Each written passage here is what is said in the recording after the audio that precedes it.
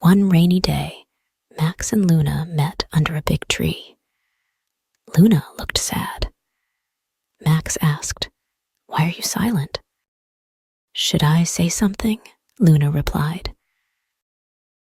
"I've been waiting for you here in the rain for 2 hours," Max said.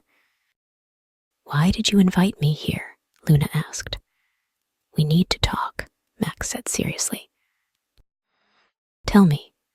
"I am listening," she answered. "Why were you late?" he pressed. "I was busy," she replied. "You're always busy and never have time for me," Max said sadly. "Actually, I didn't want to see you," Luna confessed. "That's why we need to talk openly.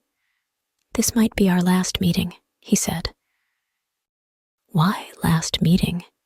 Won't you come to see our child?" she asked. "I will see my child, but not you," he stated. "However, we will meet," Luna said firmly.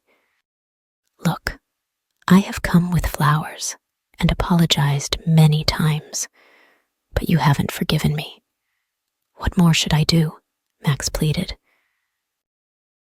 "I can't forgive you, Max," she replied. "What did I do that you can't forgive me?" he asked.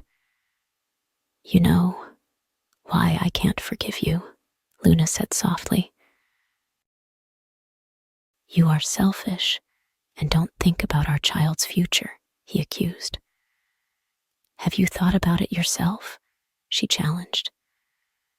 "I tried to save our family," he defended. "I came to you several times. You came only twice, and that was just for show," Luna retorted. "Listen, Max, you are the father. You can see him anytime," she added. "Do you think that if you marry someone else, he can be a father to my child? Answer me," he demanded. "You are the cause of this," she said firmly. "Yes, I admit I was not a perfect husband. I'm not lying. I hit you sometimes, but not all the time," Max confessed. "You hit me many times. I didn't tell anyone about Luna said. "There were reasons. I never just hit you," he argued. "No matter the reason, you should not hit a woman. I had a bad temper, but you hit me when I was pregnant." "I remember that," she said. "I didn't hit you then. I just jerked you. There is a difference," he insisted. "No man hits his wife without a reason." "What caused that fight?" Luna asked. "Jealousy. I was jealous when I was pregnant. I screamed and said bad things to you. You should have been calm," she replied. "You should respect the man first," Max said. "I used to respect you," she said. "Is this your respect? You think of things I didn't do, and you blame me," he accused. "I did that because of jealousy. If you were truly innocent, you would have said, 'Everything is okay, honey.' Instead, you didn't explain and hit me," she said. "You were not quiet either." "How could I stand your bad words?" Max replied. "Does that mean a husband can hit his wife?" "You don't have the right to do that," she stated. "I am your husband. Listen to me," he said. "You are my ex-husband now," she replied. "Fate is not easy. There is no ideal family," he said. "I made a decision, Max," she declared. "What do you want?" he asked. "I will divorce you," she said clearly. "Do you think everything will end after that?" he asked. "Yes.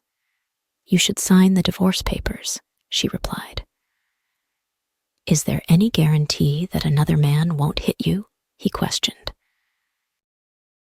"Don't let that concern you.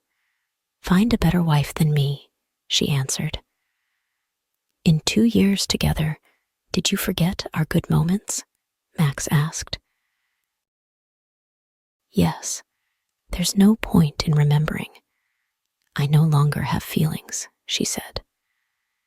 If our paths are different, my child will stay with me, he insisted. I have raised him since birth. Have you looked after him? She challenged. A nanny will look after him. I won't leave my child, Max replied.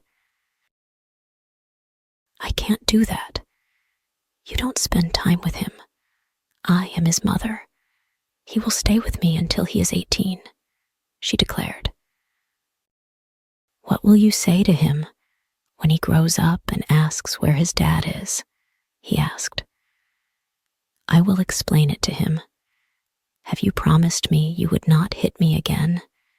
You didn't, she replied. What about yourself? You said you wouldn't change.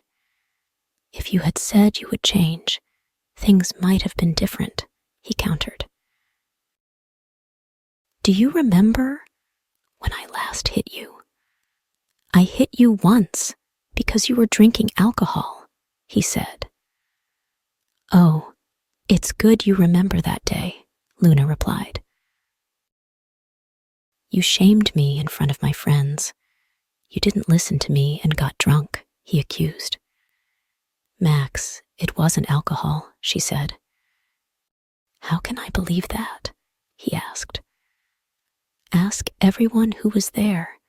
It was a cocktail, she replied. No, I don't believe you, he said. You made me sad that day, so I did it on purpose. You thought it was alcohol, she explained. I really thought it was alcohol. But why did you do that? He asked.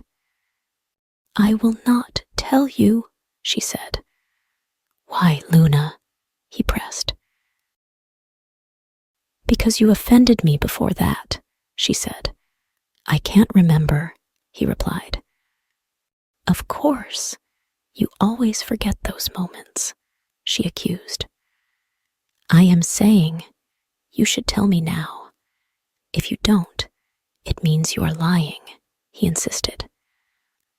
You know why we are divorcing. Why are you asking? I have tried to be a good wife. I would have endured your blows if you hadn't cheated, she said. I did not cheat on you, he replied. Do you think I don't know? She shot back. It was not like you think, he argued. I can't forgive it, Max. Don't lie, she said. You are misunderstanding, he pleaded. I saw you with another girl. You were laughing together, she declared. We will not divorce, he said. We will divorce. That's final, she insisted. I haven't said anything about divorcing yet, he protested. You did it to yourself, Max, she replied. As the rain fell harder, Max stood there, holding the flowers, feeling the weight of their words. Luna walked away, leaving him alone in the storm. Max watched as she disappeared into the distance. The flowers drooped in his hands. He felt regret and sadness. Their love seemed lost, swept away by the rain.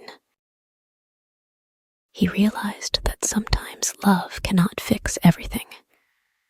All he could do now was hope for a better tomorrow for both of them and their child. If you enjoy the story, please like, subscribe, and share.